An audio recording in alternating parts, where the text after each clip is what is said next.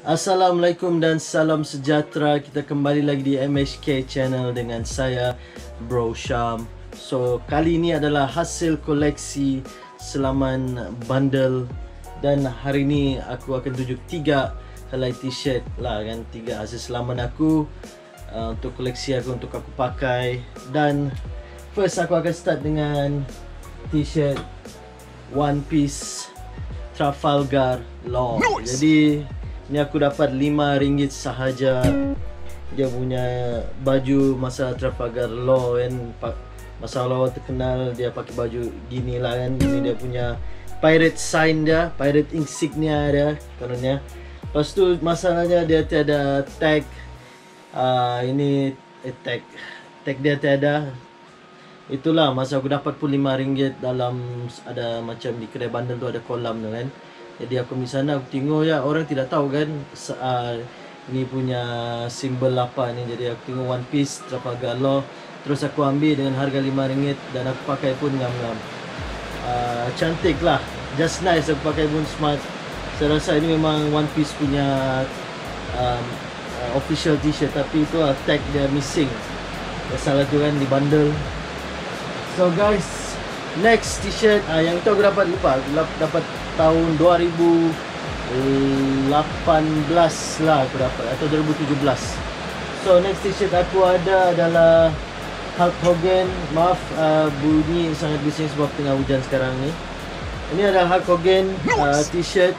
Aku selalu pakai ini, lama sudah aku pakai ini, dalam 2 tahun lah kan. Ada copyright lagi di sini, 2011 Hulk Hogan.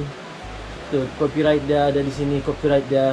Tag dia tidak nampak sudah, Delta tag tapi faded, tapi dia punya copyright ada di sini, 2011 Hogan Holdings LLC. Jadi ini memang legit Hulk Hogan t-shirt di kedai bundle di Sedang.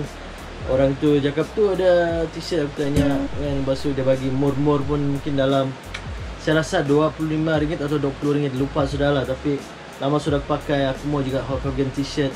Memang Hulk Hogan ni ada seorang wrestler terkenal di WWF, WCW dan WWE lah sekarang kan. Masih lagi tu ada tu kalau orang tengok WWE lah. So ya, kita akan teruskan lagi.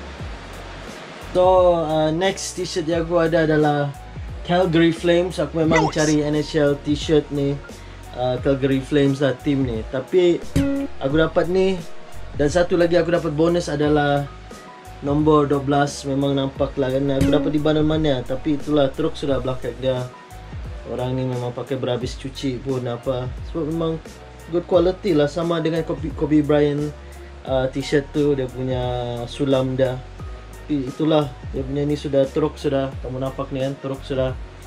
NHL team, Reeboks, NHL Ice Hockey.